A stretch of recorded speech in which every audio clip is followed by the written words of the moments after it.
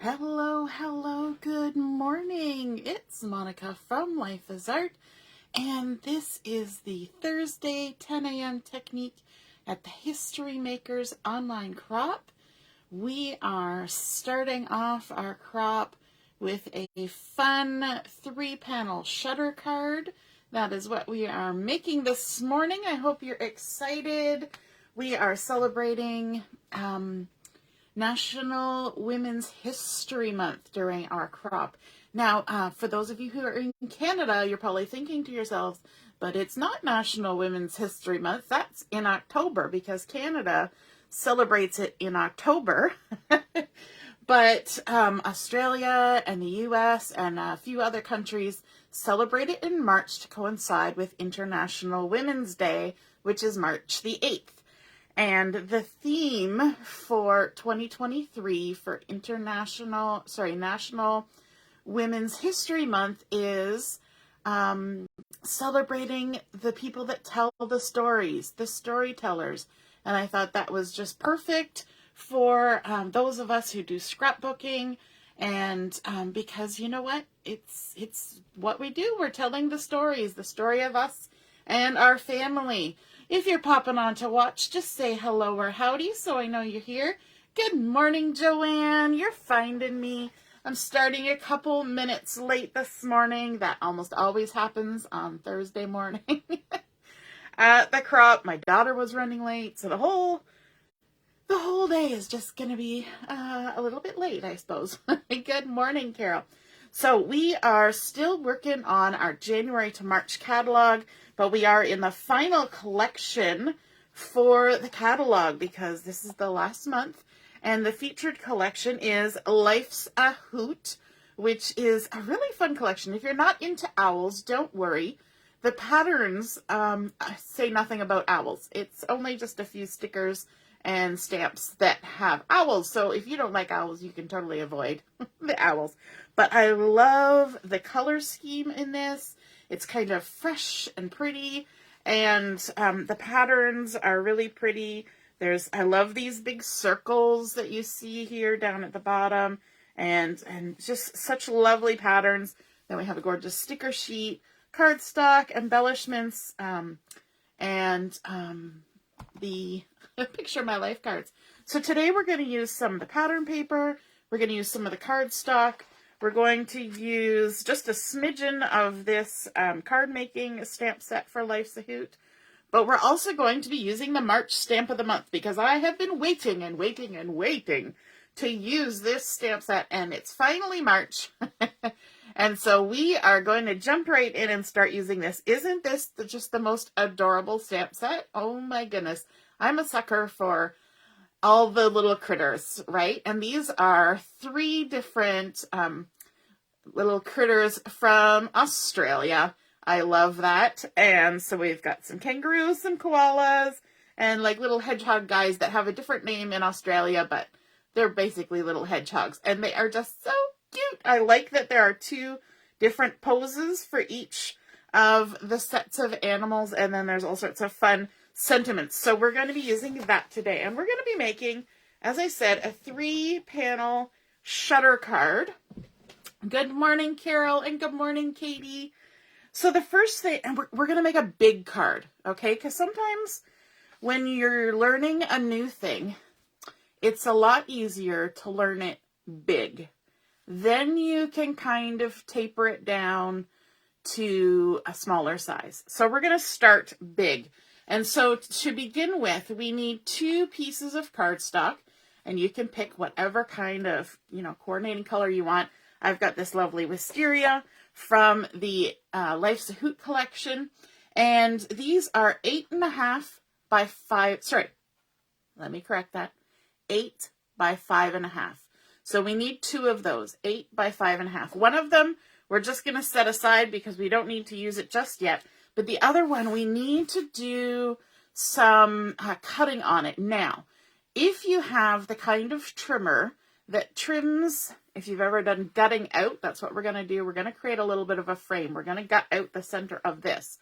If you have a trimmer that pops up and you can set the blade down and do a specific size of cut, you will have no problem doing this. I, on the other hand, have a rotary trimmer, and it's a little bit more tedious to do that kind of thing. So I'm going to do it here on my Versamat with a ruler and a cutting blade.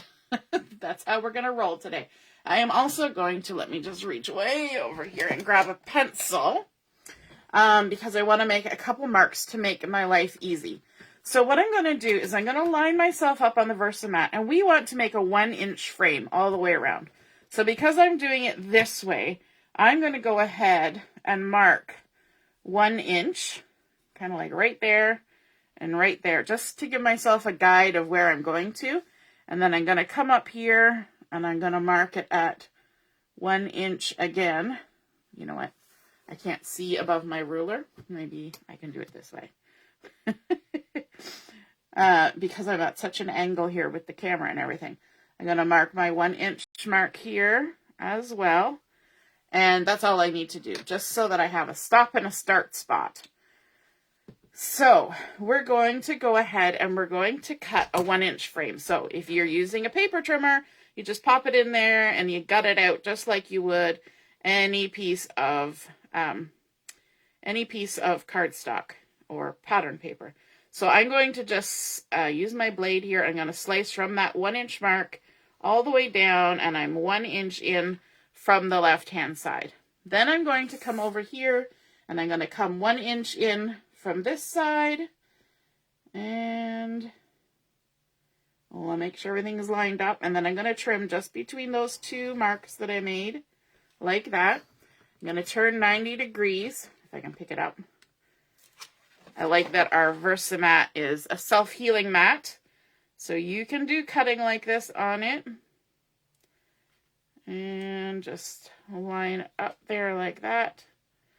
And I'm going to trim again, coming 1 inch in from the edge. And this time I can just go in between the lines that I have created. So 1 inch, and I can go from here all the way down. I think I cut that one a little short. And then this side, I'm coming 1 inch in and go between the lines. And hopefully, if I haven't wandered, I've got a nice little frame. There we go. Oh, just a little connect there. That's all right. Okay, so now that we have done that, let me just bring in the other piece. For some reason, my brain said that got really light. I don't know how the paper changed color in my mind's eye when I was doing that, but it's exactly the same color. I'm so weird. There we go. Okay, just removing my lines. So now you can see we have one that is 8 by 5.5 and one that's 8 by 5.5 that's been cut to have a 1 inch frame. Okay, now we're going to set these aside because we have to make the 3 panels that are going to be the mechanism on the inside of this card. And for that, I have, let me see, a stack of stuff over here. Fabulous. I have 3 pieces that have been cut to 3 inches by 5.5. 3 inches by 5.5. And I'm using the same color as the cardstock that I used for the base of the card to make the mechanisms. So we've got 3 pieces that are 3 inch by 5.5. And don't worry about getting all the numbers written down. Good morning, Deborah. Because we are going to, I'll post them when I post the photos. So don't worry about all the measurements. We will get there. So we're going to do some scoring on these. Let me just scooch those ones off to the side. We're going to start with this one first, and I'm going to lay it on my Versamat horizontally first. So we're going to be going along this 5.5 inch edge, and we're going to do some scoring. We're going to score it at 1 inch, like so, 1 inch. And then we're going to score it at 4.5, which is 1 inch in from the other side. So Makes it easy. It's 1 inch. Lots of 1 inches in this, which is why it's a nice one to start with, okay? So we've got 2 score lines, 1 inch in. Then we're going to turn it 90 degrees. We're going to line it back up here. And we're going to score it at 1 inch. See how easy this is? We're just doing 1 inch, 1 inch, 1 inch. 1 inch. And then we're going to move over to the 2 inch mark, which is also 1 inch in from the other side. And we're going to score it only at the top and the bottom. So we've got our horizontal score lines here. So at the top, we're going to go from the top just down to the score line. So just in this section here, creating a nice little square. And then down here, we're going to go from the score line down to the bottom. So just creating a little square there as well. Okay? And we're going to do that to all 3 of these. So you're going to get lots of practice watching here. So we're going to put it on the horizontal. We're going to score it at 1 inch in. And then we're going to score it at 4.5, which is 1 inch in from the other side. Try and make it straight. Then we're going to turn it 90 degrees and line it up. And then we're going to score it at 1 inch. So predictable, right? We like predictability. And then we're going to score it at 2 inches, which is also 1 inch in from the right-hand side. But this time we're only scoring from the top to the horizontal score line, and then from the horizontal score line to the bottom. Okay? And then our last one, let's do another one. We're going to start again on the horizontal. We're going to score 1 inch in, like so. And then we're going to come over to the 4.5, which is 1 inch from the right-hand side. We're going to turn it 90 degrees. And we are going to score it at 1 inch in from the left-hand side. And then we're going to go over to the 2 inch. And we're just going to score from the top to the first horizontal line. And then from the bottom horizontal line to the bottom. And that's that. And I think maybe we're done with the ruler. I think so. Maybe. Okay, now all 3 of these pieces need to have a little bit of cutting done to them. What we're going to do, we have, now let me see, you're not going to be able to see this very well. Let me just draw on one of these. So we've got our horizontal line. I don't know if you'll be able to see that, but I'll erase any leftover bits when I'm done. We've got our long line that goes all the way, and then we've got our 2 short ones. Okay? So what we want to do is we want to remove this long skinny rectangle on the left-hand side. Okay?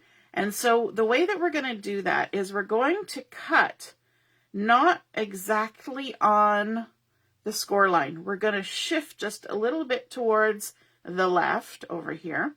And so that we're making it just a little bit less than that score line. Okay, and we're just snipping up to the horizontal score line. And then we're going to take our scissors, and we're not going to go straight. We're going to tip them a little bit like this, and we're going to cut a little wedge out of this little corner square.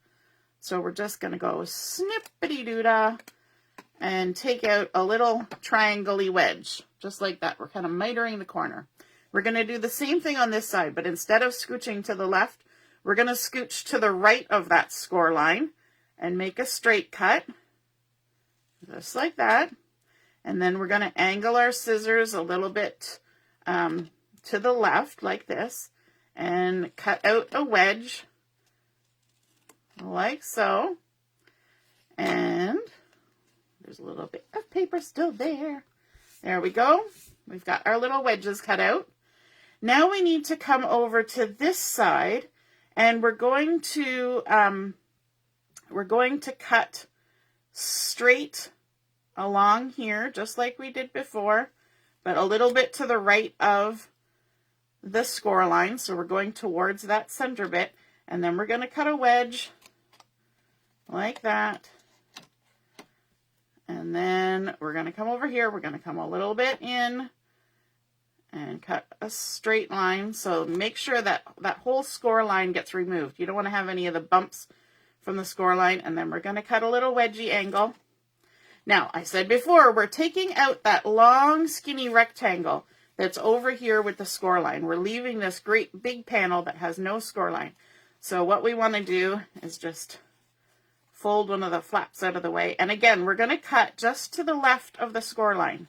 So none of my pencil marks are going to be left on there. And none of the bump from the score line is going to be left on there. Okay? So what we should be left with is something that looks like that, which is kind of an odd shape. But that's what we want. Now I'm going to go ahead and just use my eraser, get rid of all my pencil lines. Now you don't have to make your pencil lines. I just did that so you could see on the camera a little bit better where I was trimming. So now we're going to do the same thing. Okay, so first we're going to snip just inside that score line and cut out our little wedges on this side that has the long score line. And then we can go ahead and trim this side inside the score line and cut out a little wedge. And while we're over here, we may as well just take that whole center bit out. So I like to push this out of the way and then trim just to the left of that score line. You could use your paper trimmer for this if you have one that's nice and accurate, but I'm just as quick using my scissors since I'm already holding them. Now we're going to come to this side and we're going to do the same thing. We're going to trim just to the inside of that score line and cut out a wedge. You're going to end up with all sorts of little pointy confettis. And then trim on this side and cut out a wedge. Has anybody seen any of these cards in action? They're really kind of fun. When we get to the part where it's actually doing its magic, you'll be like, ooh, I like that. I just realized that people are commenting and I wasn't paying attention. Hey, Sue. Good morning. You're a scoreboard kind of girl. Yep. You know, one of these days I might go ahead and get one of those. Michelle is watching without sound. I can't wait to see what this becomes. Ooh, it'll be a mystery for you. Good morning, Jill. Okay, so we're doing again on this side. We're going to cut on the inside of this score line. And, sorry, I was supposed to do that one straight. And then we'll do this one as a wedge, but I guess it doesn't matter because we're taking that rectangle out. And then we're going to come to this right inside of the score line.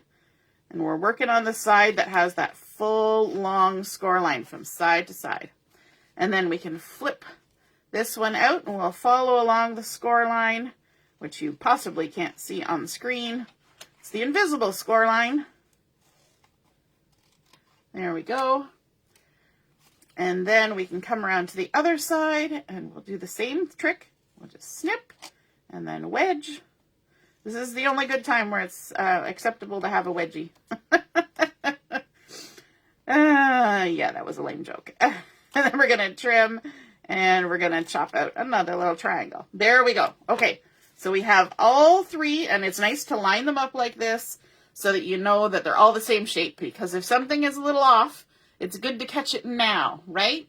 Good morning, Jill. Good morning, Denise. Good morning, good morning. Now we need to fold on these little score lines at the tab. So we want to fold these in and make sure that everything's lining up on the outside edge. The inside edge is not going to line up because we've cut an angle. So you always want to look to the outside edge and just make sure everything is lined up before you give it a nice little crease. And then we'll come down to the bottom. And we'll do this on all three of them. You can use the handle of your scissors to fold things. You can use your fingernail to fold things. If I did, I'd probably wreck my nail polish. Such a girly girl. Actually, I'm not. But my daughter did my nails, so I'm going to try and take care of them, right? And then we'll fold them in, top and bottom. And then down here, making sure we're lining up with that outside edge before we give it a good crease. And you want to have a good crease on this because this is a mechanism. It's going to be folding, open and shut type of thing. And so you want to make sure the creases are good because that will make everything run smoothly. And that's also why we were cutting inside the score lines, is so that we have some clearance for everything to move smoothly. And in case we kind of misalign something a smidgen, we have a smidgen of wiggle room and it should hopefully still work. So there we go, our last one. Folding it down. That one wasn't very straight, but now it is. Okay, so we have all three of our mechanisms. Now we're going to bring in our base card and we're going to attach our mechanisms. Let me just scooch them up like that. So the very first one, we're going to attach it. Now I know this is going to be hard because we've got two of the same kind of color. So I'll flip it over just to demonstrate what's happening here. So we're going to line up with the very left-hand side. We've got it on the landscape. We're going to line it up on the left-hand side, and we're going to glue down these two tabs so that this whole rest of the mechanism is going to be able to move. Okay, so we're only going to be gluing in these two squares. Now, I'm just going to quickly show you while I have it flipped over to the opposite side, just because you can see the contrast. Once we have glued that down, we're going to fold this one down flat and push these two tabs in, okay? And then our next piece is going to get glued the exact same way, just with the top and bottom square, and it's going to nestle right in this shape right here, okay? So just by flipping it over like that, you can kind of see how things are going. So this shape is going to nestle right in there, okay? So let's start with our gluing. So we've got our piece, flip it back over to the right side. To the right side. Actually, it doesn't matter. I could actually have it this way because this is all going to get covered, but we'll leave it like this for now. So we're going to add glue on these two tabs, but we're going to add it on the back side because we're gluing it down. So I'm going to flip it over. So don't get confused because I flipped it over. And just these two little squares, get your nicest glue that you like to use for making sure everything sticks down good. And get a nice bit of glue on there. We're going to flip it back. And now we're going to line up our two squares, top and bottom, with the outside edge, like that. And it's a good thing to kind of lay it down flat and make sure you haven't got any buckles happening in the center. And then just make sure it gets all squished down on those two things. And you can check and make sure that the whole rest of it still moves. Okay, all of this needs to still move. No gluing, just those two little squares. Now we're going to take our next piece. And remember, it's going to nestle inside. So we need to move the top little flap and the bottom little flap out of the way, so we just have this large rectangle panel sticking out to the right. So here's our one. It's going to match. This is our good check to make sure we're going to glue the right things. So the back of these two tabs, we flipped it over, adding some glue, just like this. And I'm starting to feel like I'm working far out of the screen, but I'm not. I'm okay. Okay, so our two tabs are out of the way. Our little rectangles there, or our big rectangle. And again, we're going to line it up with the bottom and the top, just like that. And you want to make sure that you're not overlapping that rectangle from the first panel. Okay, so this rectangle should still be able to move. And you're just making sure everything's nice and straight. So our first panel still moves, our second panel still moves, and now it's time to bring in our third panel. So let's lay this guy down and push the tabs out of the way, and then we can do our check to make sure this is how it's going to nestle in, the shapes match. If you're good at doing puzzles, this works well. The shapes got to match, right? So we're going to flip this over and add our glue. I know this is going to feel like it's taking a long time, but it's just because I want to explain it well. And then we can flip it over, make sure everything's laying flat, and then we can line it up, top and bottom. Make sure everything still moves, nothing's overlapping, and stick it down. Now, you will notice there's a gap here. That's okay, that's what we want. We want, like a 1-inch gap right there. That's how everything's going to work. Okay, so now we've got panel 1 still moves, panel 2 still moves, and panel 3 still moves. Loving it! That's what we want. Okay, we're going to push all these down, and we're going to push all the little tabs to the left. Okay, we want them all folding over to the left, and it's nice. You can kind of see them here because they're a shade lighter. We are going to now attach our, we need one more step. I almost forgot the step. We are going to attach some pattern paper before we add our frame on the front. So look at this gorgeous pattern paper from this Life's a Hoot collection. Isn't that gorgeous? It's like watercolor circles with sort of tuffy, has the feel of almost gold, designs on top. Super fun, loving it. It looks very artsy to me, and I kind of like that look. You know me. We need to do a little bit of trimming on this one. Let me just see, where's my little trimmer? So this piece has been cut to, let me check, 7.5 by 5.5. Let me double check that. Sorry, no, it hasn't. That means I have cut it wrong. I have indeed cut it wrong. That means I need to cut a new piece. All right, that's okay. We can do this. You know, the number of times I checked to make sure I cut all the pieces right, and I didn't catch that. This means we bring in the new paper, the big paper trimmer, and we're going to cut 5.5, not 5 inches, but 5.5. We want it to be the full size. By 7.5. 7.5. There we go. This is why I order lots of paper. And then I'll use that piece for something else. I sure will. It won't go to waste. There we go. Well, now let's bring in the little trimmer. This is where we were headed. Okay, so this pattern paper is 7.5 by 5.5. Should we check it again? Yes, it's 7.5 by 5.5. And we are going to trim it.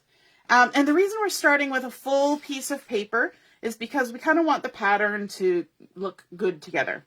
And we're going to trim our first little section at 7/8 of an inch. Sorry, I was just checking the measurements. So I'm just going to line it up here at 7/8 of an inch and trim. And I'm going to set it there like this so that we're going to have our pattern going across. The next one we want to cut at 1 7/8. I know, so much fun. All those 7/8. Just line that up there, 1 7/8. And I'm going to lay it right beside so that our pattern continues. And then again at 1 7/8. And trim it like that. And then our last piece, let's double check, should be 2 7/8. And it is, hooray! Yay, it worked. Let me move my trimmer away. And now we can bring in our base. Okay, so what we're going to do is we're going to attach these pieces of pattern paper in the spots that are left. So our 7/8 is going to go right there. And this is the bulk paper for this collection, so the back side of this paper is different in the regular paper collection. So on this one, it's got sort of this mixed media-y in sort of the grape and wisteria. And in the regular paper collection, it's a different pattern on the back side. So I'm going to line this up right with the left-hand side all the way along. Don't worry if there's a gap. The gap doesn't matter. The gap is okay. We need little gaps here and there to make it move. Now I'm going to fold that flap over.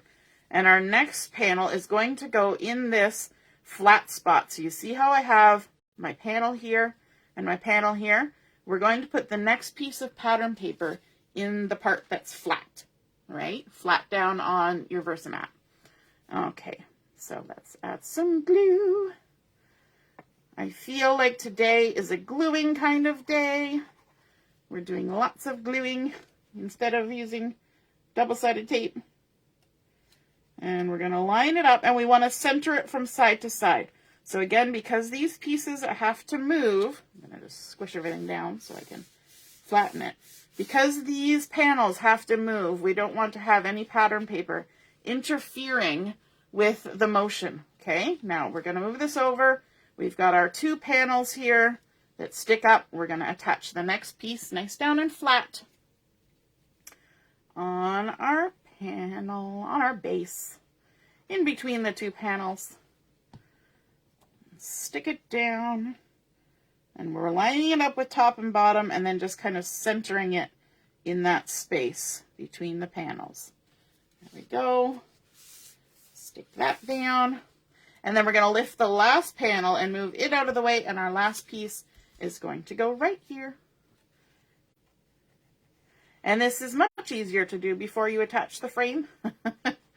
You could, if you were desperate, do it after. Like if I had gone ahead and stuck that down, then I would have just, worked around. But this is so much easier. So again, we're going to line it up with the right-hand side so that it lines up nice and neat with the outside edge. And just whatever happens on the inside edge happens. In fact, that one is actually cut really close there. I don't know how I got a little bit crooked on that one, but it'll still work. All right, so now we're going to go back to what I was saying before. Now you can really see those panels, right? Doesn't that pattern look so pretty? Yes, Michelle, that circle pattern paper is awesome. I'm in love with it. It's my favorite thing. I'm so glad the bulk paper, which is the paper from the card making workshop kit, has that one on there. All right, so we're going to flatten these all down to the right, but the little tabs are going to go to the left. So give them a little squish. So those little tabs are all going to the left. And what we're going to do is we're going to bring in this frame that we created, and we're going to glue it down like that. So it's only going to be glued on these 6 little squares. Okay, so we're just going to take our glue and add glue to these 6 little squares. All the glue all the way along. Make sure you put enough, but not too much. You know when kids play with glue and you say, just use a little bit of glue, and half the bottle is going to end up on the piece? I forget, we were doing something in the kindergarten class with cotton balls, probably making snowmen or Santa's beards or something. And this one little girl, I swear she used like the whole bottle. She just went, it took like 4 days to dry. Okay, now, because all of these pieces are kind of at a weird angle, and they're folding this way to the left, the easiest thing to do is to line up your frame on the right-hand side, top and bottom, nice and straight, and then kind of lay it down. And you want to make sure that all of the little panels underneath can come up through it. Okay? And just stick it all down. Lovely jubbly. And now you want to see what's going to happen. This is the fun part. Okay, when I pick it up, if I hold the back side and the front side and I pull them, look at that. That's our shutter working, just like the shutter on your windows, right? Shutters.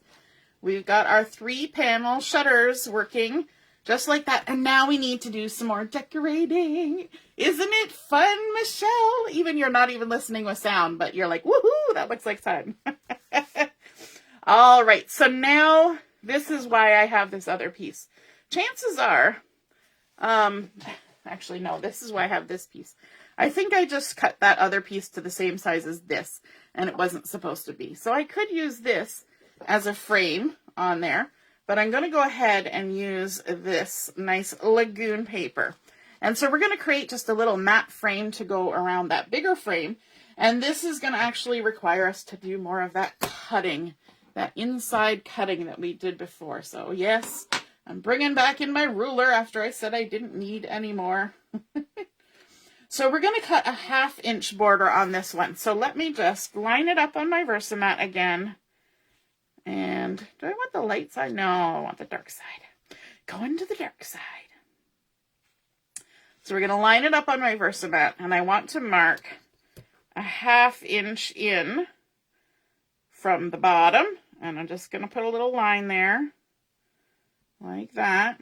And then a 1/2 inch in from the top. So it's right there.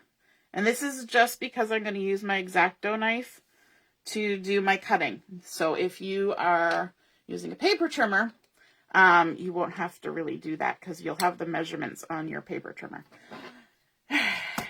All right. So now we can go ahead and we can cut along 1/2 inch in from the right and between the two 1/2 inch marks. So I'm going to start at the 1/2 inch mark and I'm going to work my way down to this bottom 1/2 inch mark. And then I'm going to come over to this side and I'm going to come 1/2 inch in like so, 1/2 inch, and I'm just going to trim from my 1/2 inch mark at the top to my 1/2 inch mark at the bottom, and then I can turn and let's see, line it up. Doesn't really matter as long as it's square.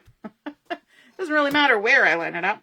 And then we're going to come 1/2 inch in, but only from that first cut line down to the top cut line to the bottom cut line. So we're not going from the edge. We're just gutting out the center. So we're going to start there. And we're going to work our way down.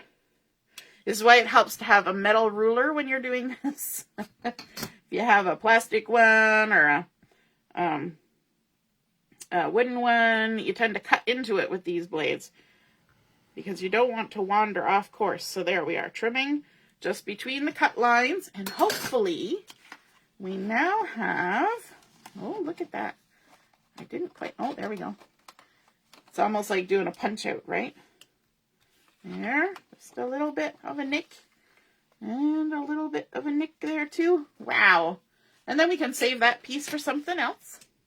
And I will just touch up the little pencil marks so we don't need to have those hanging out on the front of our card. And bring this back in, and hopefully this will make a nice little frame all the way around, kind of centered on that outside frame. All right, now I'm going to use liquid glue for this, even though I could use tape runner, but the liquid glue will give me a chance to adjust if I need to, because chances are, I know me, I won't get it in the right spot the first time, right? Do you know yourself like that? History says, we're talking about history makers, history says that I sometimes put things in the wrong spot. So what I'm going to do is I'm going to kind of line it up on this side first, and then just kind of flop it over to the other side and hope that it works. And wow, that did, yay! Gotta love it on live. So Cheryl, the turquoise frame is 7.5 by 5, and then we cut a 1/2 inch in. So it's a 1/2 inch frame, and it's the outside measurement is 7.5 by 5. Okay, so there you go. And then we want to decorate our little flippy flappies. So I have some pattern papers here, of course, and we have some kind of funky patterns. I've got 3 of the watercolor smooshy pattern, And then I have 3 of this one, and I love this pattern. I think it is just so fun. And so these have been cut all to the same size, which is 1 3/4 by 3 1/4. So 1 3/4. I said that wrong. Oh, no, I didn't. Oh, okay. This is why I'm thinking I said it wrong, because I wrote it down wrong. 1 3/4 by 3 1/2. Let's make sure both of them are the same. Yes. 1 3/4 by 3 1/2. Let me fix that on my little cheat sheet over here. I had one of them marked at 1/4 when I meant 1/2. There are days. There are days. Now, I'm just trying to decide which side I want on here. And you know what? These are a little bit tight. So I am actually going to trim them. Because it all depends, especially because of the way I'm cutting. It all depends on which side of the line you cut on. So I am actually going to trim these down a little bit. Because, yeah, I'm going to take 1/8 of an inch off these. Bear with me. Oh, that's not 1/8 of an inch. That's a whole lot of an inch. So, there we go.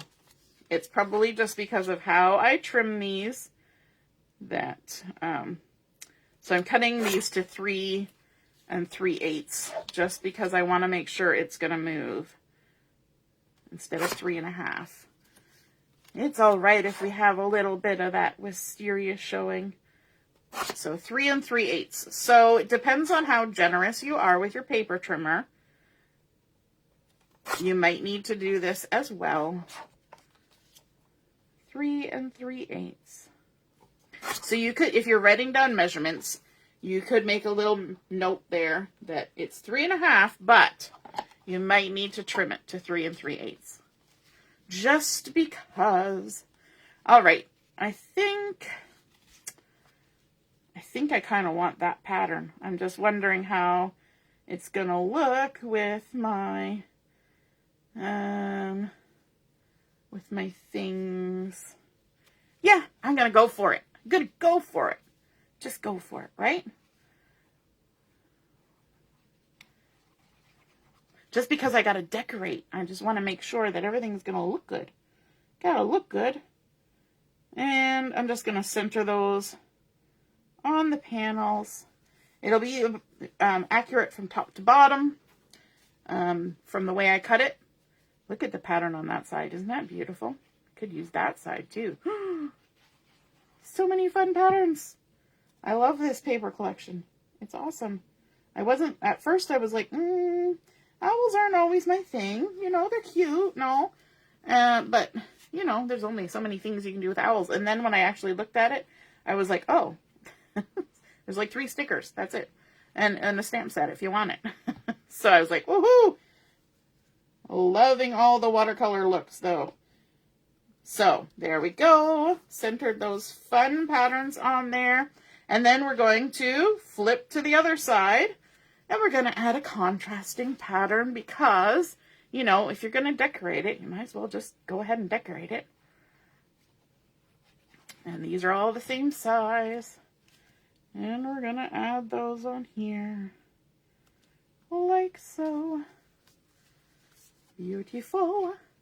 Start singing to myself when I get to the decorating stage. I think I have been affected by Kimberly. Kimberly likes to sing. And so I tend to start singing when I'm decorating. It must make me happy. There we go. Oh, Shannon says she likes the paper too, not so much the owls. You know what? I do have some photos that I can use with the owls, so I will definitely use the owls that are in the sticker sheet because one of our really good friends who comes and spends a week with us every summer, she loves owls. She collects owls, and so when we were away on vacation, she got a stuffed owl at a toy store. And so I have pictures of them in the toy store with the owl, and I thought, you know what? I will definitely be able to use them for that. Okay, so now to add our sentiment and little things, I have gone ahead and I have stamped out 2 of the little koalas from the collection. Aren't they so sweet? Oh my gosh, they're just so cute. And I'm going to go ahead and I'm going to use, I haven't even practiced coloring these, so we'll see how it goes. We're going to go ahead and add some ice gray blend to our little koalas. I'm not even 100% sure what color koalas are, but I'm pretty sure they're a little bit grayish. I think this guy's actually got little rubber boots on, so I don't need to color his boots gray. So there's the light, and then we'll switch to the mid and add a little bit of mid gray in his ears, and here and there, and under his chin, and under his arm. Here we're going to just make little shadowy bits, right? Gotta have little shadowy bits. And then, I don't know if we need the dark, but we'll add a little tiny bit in his ears. And just on the very edge of his chin, and under there, just on the very little tippy tips. Oh my goodness, he's so cute. Let's color the other one while we've got the gray out. And add that on there. And this guy doesn't have boots on. He's just got his cute furry little feet. And I love how he's got his enormous basket of flowers. And he's just so happy to be carting them along because it's springtime. Although in Australia right now it's summertime. And there are, the gardens are well growing and all that. So we're working with the mid color and adding just a little bit of shading. And you know what? I'm going in kind of little circlies because he's furry. So he can have little lumpy furs going on, right? It doesn't have to be all seamless and, detailed. We're just putting little fluffy furs. And that'll be a little darker because it's under the basket. And there we go. So cute. I'm loving that. And then maybe his little basket could be the brown gray. I'm using the mid-tone of the brown gray to color in the basket and add a little bit of dark under there and under there. And let's see, what color should his boots be? Let's bring in a little bit of coral. Why not? It's sitting here on my desk. Let's give him some little coral rubber boots. Just like that. So pretty. We can even add a little bit of shading with the dark. We started with the mid, then we went to the dark. And how about, I'm kind of looking at the colors that are on here. And, maybe he could have a little bit of coral in the flowers too. We'll do a little bit of coral in the flowers. Because why not? Carry the colors a little bit. There we go. We don't have to do too much. That's an interesting looking flower. And then, let me see, what have we got that looks a bit like Lagoon? Is it this one? I always have to test. Sure, that looks like Lagoon. Let's add a little bit of Lagoon to the flowers too. We're not doing anything fancy here, are we? We're just by guessing by golly in it. There we go. We don't want to have too many colors. That's the trick. Is if you have too many colors, then it gets a little crazy. So I'm going to go ahead and color in his umbrella. His cute little umbrella. And this is with the same color. I'm just using the light one first. And then we'll add some with the mid. Like that. And all the way across. And then we'll add a little bit with the dark. just right on the very edge, like that. Just a little swoosh, swoosh, and maybe we'll do the handle in the dark too. Just like that. Ta-da! And if you want to go back and blend the colors, you can just take the lightest color and just color over everything. And that kind of blends all the little edges together. Like that. I don't often do that, but that's what you do. And then we need a little bit of green or something in here.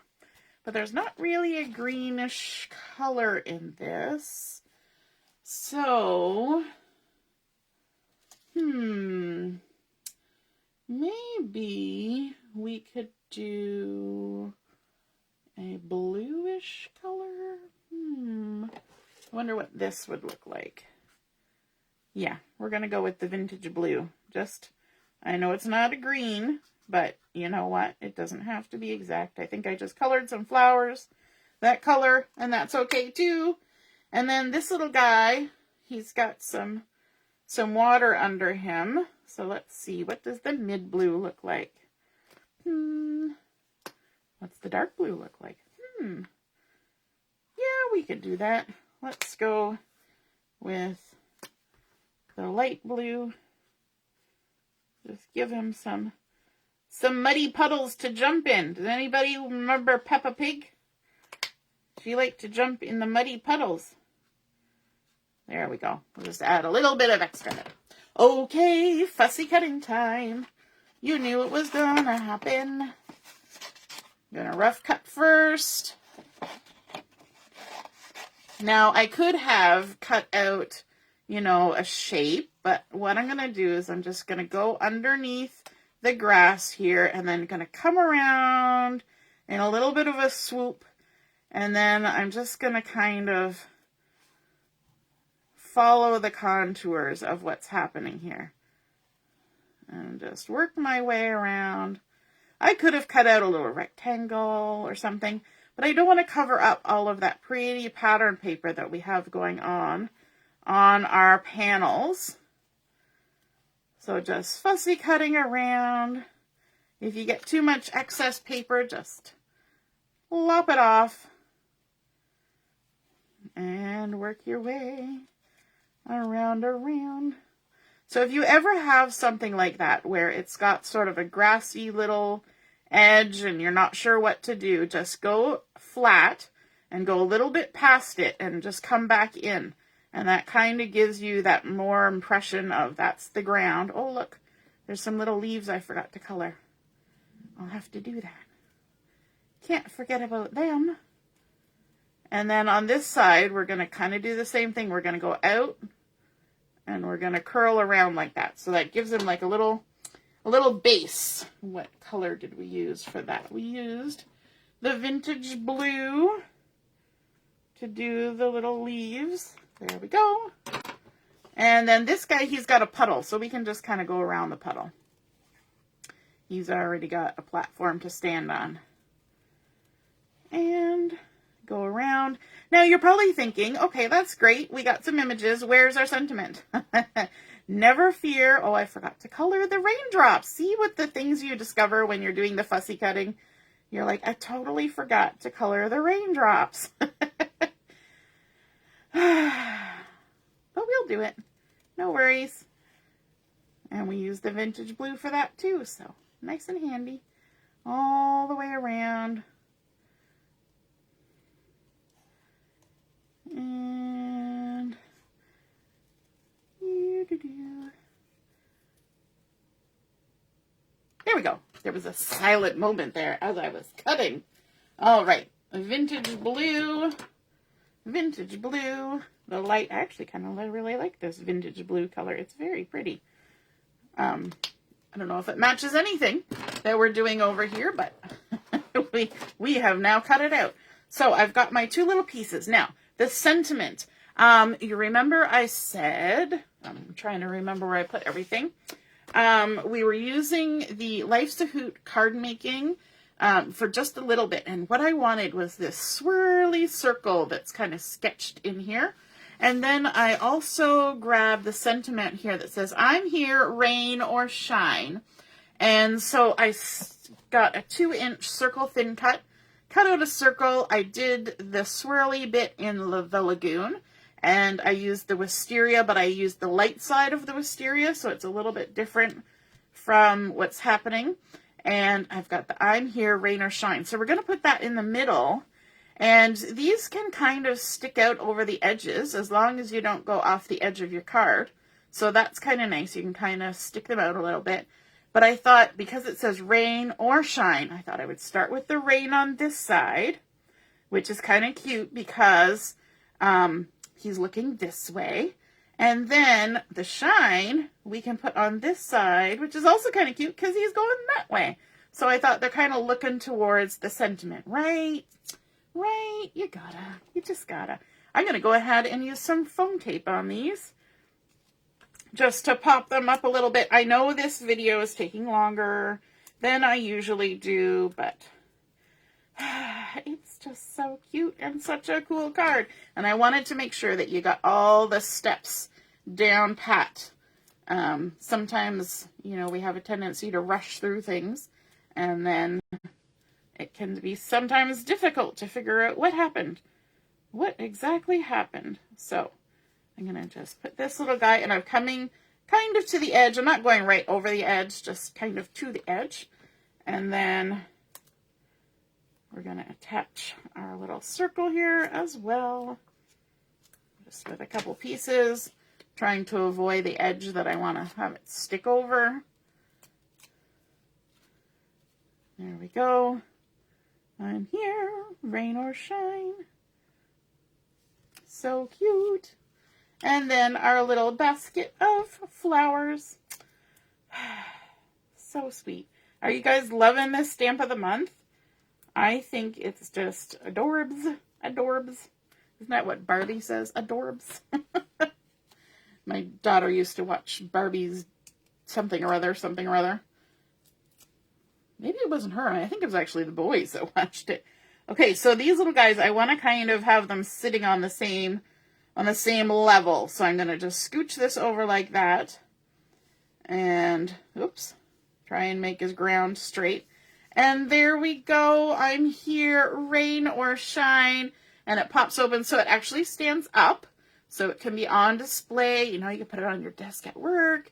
You can put it on your mantle. You can, you know, if you're visiting somebody who's not doing well, maybe they're at the hospital, have a nice little something to cheer them up. Wouldn't this be fun, happy mail to get? And I think that is so fun. You could even add some things on the opposite side if you want, right? So then you got 2 different messages. You would maybe try to avoid hanging them over the edge unless you had something that kind of mirrored it if you were going to do that. But I think it's just so cute like that. And then, of course, you have a huge spot on the back of your card to write a really nice, happy message and to send to somebody. All right. I hope you guys enjoyed seeing that 3-panel shutter card come to life and learn the technique to do that. Have a wonderful day. We will see you soon. We have Chat and Crafts starting at noon. So we'll see you then. Toodaloo. Bye.